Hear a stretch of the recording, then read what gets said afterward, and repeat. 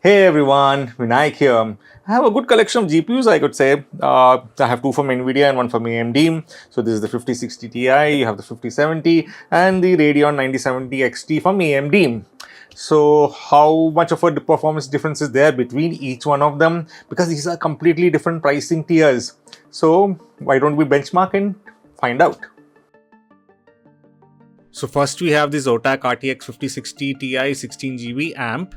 Don't let its dual fan footprint fool you. The Zotac amp pairs Nvidia's Blackwell architecture with a massive 16GB buffer, making it a rare SFF ready or small form factor ready card designed to handle memory heavy workloads and smooth 1440p gaming without swallowing up your entire chassis. Next, we have the MSI RTX 5070 12G Gaming Trio OC, a triple fan behemoth built for pure fidelity, featuring MSI's premium Triforce 4 cooling design. This card is factory overclocked to squeeze every ounce of performance out of its 12GB of ultra-fast GDDR7, making it the premier choice for maxed out ray tracing and DLSS 4 gaming. And the third from AMD is the Sapphire Pure Radeon RX 9070 XT. Draped in a clean all-white aesthetic, the Sapphire Pure utilizes AMD's RDNA4 architecture to deliver raw rasterization dominance. With a wide 256-bit memory bus and 16GB of VRAM, it's a high frame rate monster built to dominate native 1440p and 4K gaming. Before we talk frames, let's talk memory, because this is where the plot thickens. The Sapphire 9070 XT and the Zotac 5060 Ti both rock a massive 16GB of VRAM. Perfect if you're working on massive game dev projects in Unreal Engine 5 or loading up uncompressed 4K textures. But then there's the RTX 5070. MSI gave this thing a beautiful cooler and it's still bound by Nvidia's 12GB GDDR7 limit. It has a crazy fast memory bandwidth, but for heavy productivity workflows, that 12GB ceiling is something to keep an eye on. And do note, the Sapphire 9070 XT has only GDDR6 VRAM. The 5060 Ti and the 5070 both have GDDR7 VRAM. Looking at 3D Mark benchmarks, when it comes to pure performance, the Radeon RX 9070 XT rules the roost. It beats the 5070 by up to 20% and outpaces the 5060 Ti by a massive 45%. But for the money, the 5060 Ti still puts up a solid fight. Pricing wise, the 5070 and the 9070 XT are almost similar. Sometimes the 9070 XT is higher, sometimes the 5070 is higher, but they are around the same price. Your choice of GPU depends on how you like to play.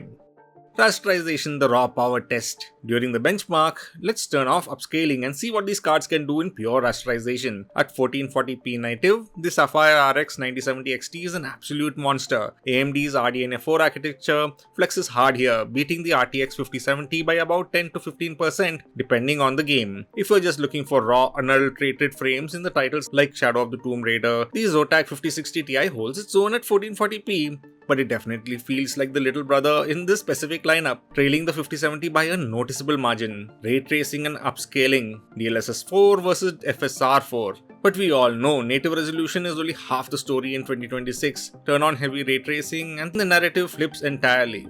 Under normal ray tracing, the 9070 XT keeps up with the 5070, but Nvidia's Blackwell architecture and the 4th gen RT cores inside the MSI 5070 completely crush the AMD card in part traced lighting. Add DLSS 4 to the mix with frame generation, and the 5070 pulls ahead to deliver incredibly smooth 4K experiences that the 9070 XT struggles to match. Even with FSR 4 enabled, if your games rely heavily on ray tracing, Nvidia still wears the crown. Thermals and form factor.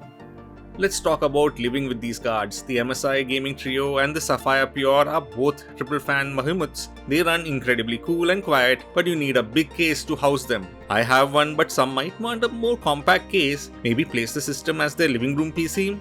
Here's where the SFF or small form factor ready Zotac 5060 Ti amp comes in. It's a dual fan setup that still stays reasonably cool, but will actually fit in the compact ITX build without requiring a hacksaw.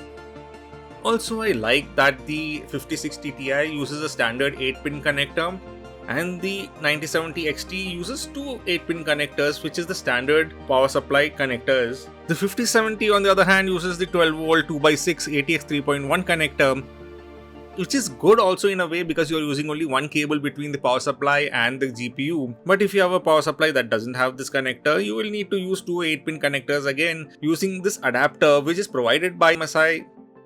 So which one should you buy? If you want the absolute best raw gaming performance and 16GB of VRAM for the price, the Sapphire Pure RX 9070 XT is the undisputed champion of this shootout. If you refuse to play without ray tracing and want the magic of DLSS 4, buy the MSI RTX 5070. And if you are constrained by a smaller PC case but still want 16GB of VRAM for your creative workflow, the Zotac 5060 Ti is a solid practical choice. Which of these three would you put in your rig?